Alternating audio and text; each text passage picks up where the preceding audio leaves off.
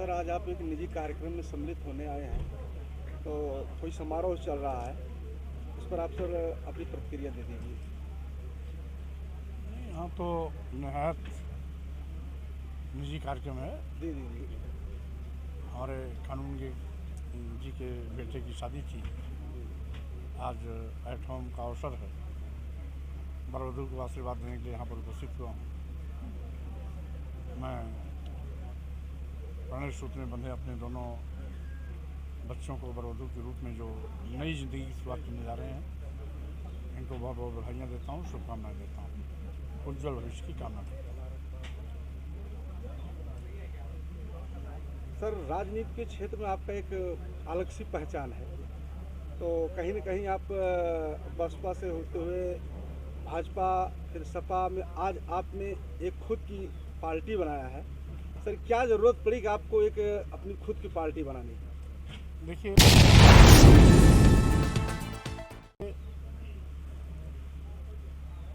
चूँकि इस देश में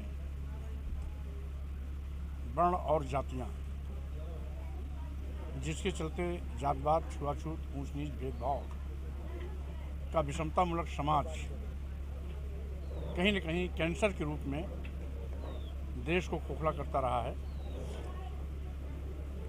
समतामूलक समाज की स्थापना के लिए हमारे तमाम महापुरुषों ने एक लंबा संघर्ष किया। मैं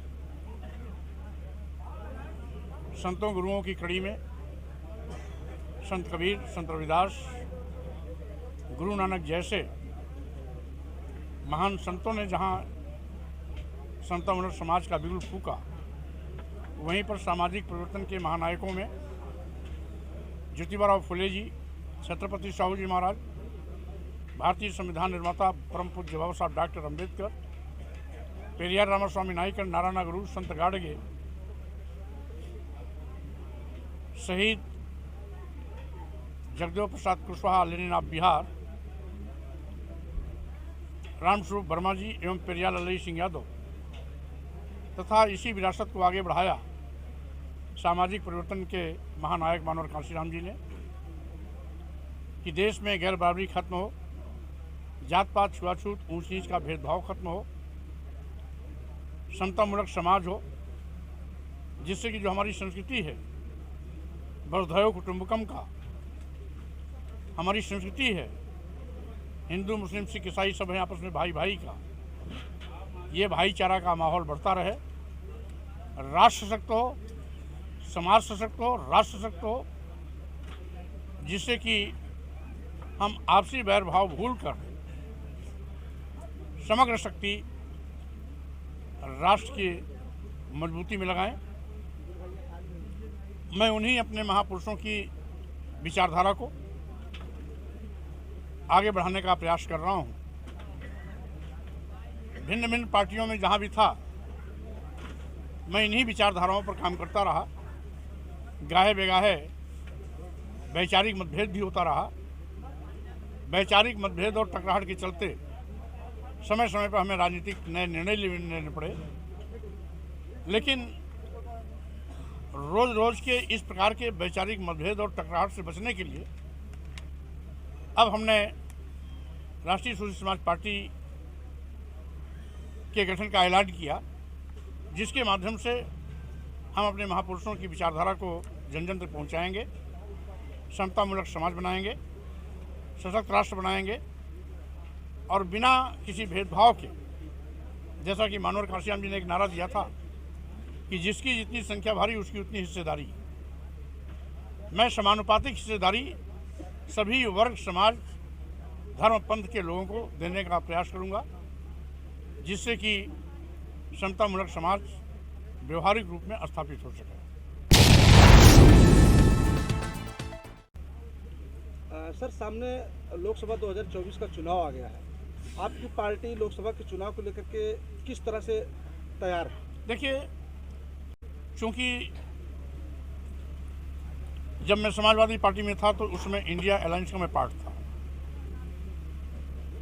वैचारिक मतभेद के चलते आज राष्ट्रीय सोशलिस्ट समाज पार्टी का गठन किया, लेकिन आज भी मैं इंडिया अलायंस के साथ हूँ क्योंकि जिस तरीके से आज भाजपा सरकार ने देश के करोड़ों नौजवान को बेरोजगार बना दिया, नौजवानों की सरकारी नौकरियां छीन ली, देश का नौजवान बेरोजगारी का दंड झेल रहा है, महंगाई से आम जनता की कमर टूट चुकी है, किसानों को लाभकारी मूल्य दिलाने का वादा करने वाली सरकार आज तक न्यूनतम समर्थन मूल्य तक नहीं घोषित कर पाई है।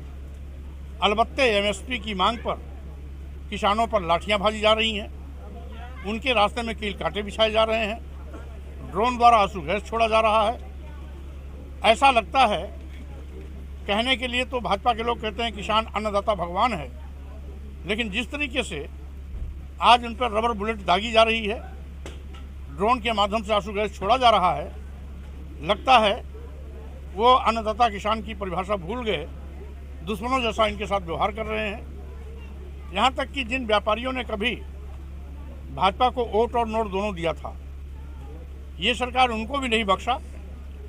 पहले जीएसटी के माध्यम से उनका आर्थिक शोषण किया और अब जीएसटी से संबंधित सारे मामले ईडी को सौंपकर ग्रामीण क्षेत्र के जो व्यापारी हैं, जो छोटे जिला मुख्यालयों पर रहते हैं, तहसीलों पर रहते हैं, ब्लॉकों में रहते हैं, ग्रामीण क्षेत्रों में रहते हैं, उनकी भी कमर तोड़ने की सरकार ने तैयारी कर ली है। आज अनुसूचित जात, अनुसूचित जनजाति और पिछड़े वर्गों का आरक्षण ये सरकार शून्य और निष्प्रभावी करती जा रही है, यानी भारतीय संविधान की विधजियाँ उड़ा रही है, लोकतंत्र को ख़त्म कर रही है। क्योंकि आज लोकतांत्रिक मूल्यों की हत्या करने पर सरकार तुली है। यही कारण सभी विपक्षी पार्टियों के खिलाफ समय समय पर सरकार ईडी, सीबीआई, इनकम टैक्स का दुरुपयोग कर उनकी आवाज़ को बंद करने की कोशिश कर रही है। वहीं पर ये पहली ऐसी असफलतम सरकार है जो देश की राष्ट्रीय संपत्तियों को निजी हाथों में बेचना शुरू कर दिया है। जैसा कि सभी जानते हैं, देश के सभी बंदरगाह बेच दिए गए, एयरपोर्ट बेच दिया गया, एयर इंडिया बेच दिया गया, सभी रेलवे स्टेशन निजी हाथों में दे दिए गए, कई दर्जन ट्रेनें भी निजी हाथों को सौंप दिया गया। LIC जैसी बड़ी संस्था जिसमें लाखों लाख लोग काम करते हैं, उसको भी अदानी को सौंप दिया गया। इस तरीके से आज भारतीय जनता पार्टी की सरकार ईस्ट इंडिया कंपनी से भी बदतर हालात में देश को पहुंचा दिया है। यूँ कहिए कि भाजपा सरकार की जवाबदेही देश और देश की जनता नहीं, वो केवल अदानी और अंबानी के प्रति वफादार हैं। और यही कारण है कि राष्ट्र की सारी संपत्तियों को बारी बारी से अदानी और अंबानी को सौंपते जा रहे हैं, जो देश का दुर्भाग्य है। इसका मतलब देश बेचा जा रहा है, इसका मतलब देश खतरे में है। संविधान की धज्जियां उड़ाई जा रही है, इसका संविधान खतरे में है। लोकतंत्र को आवाज़ दबाया जा रहा है, इसका मतलब लोकतंत्र भी खतरे में है। इसलिए लोकतंत्र को बचाने के लिए, संविधान बचाने के लिए और देश बचाने के लिए भाजपा हटाओ, लोकतंत्र बचाओ, भाजपा हटाओ, देश बचाओ, भाजपा हटाओ, संविधान बचाओ के नारे के साथ इंडिया अलायंस का साथ दूंगा। इंडिया अलायंस इस समय देश की आवश्यकता है, इसलिए हम बिना शर्त इंडिया अलायंस को सपोर्ट कर रहे हैं। बिना शर्त के भी यदि कुछ भी सीटें जो हमें मिलती हैं, उस पर हम मजबूती से लड़ेंगे और इंडिया अलायंस को मजबूत बनाएंगे। सर, अभी आपने कहा बिना शर्त हम जो इंडिया अलायंस के सपोर्ट में, अगर बाई द वे आपको इंडिया अलायंस की सीट निर्धारित नहीं होती तो फिर आप क्या निर्णय लेंगे? इस समय हमारे लिए सीट महत्वपूर्ण नहीं है, इस समय हमारे लिए महत्वपूर्ण है संविधान। अनुसूचित जाति, अनुसूचित जनजाति, पिछड़ों का आरक्षण बचाना, लोकतंत्र को बचाना, देश को बेचे जाने से बचाना। तो जो हमारे पास बड़ा लक्ष्य है, तो 2-4 सीटें हमारे लिए महत्व नहीं रखती हैं।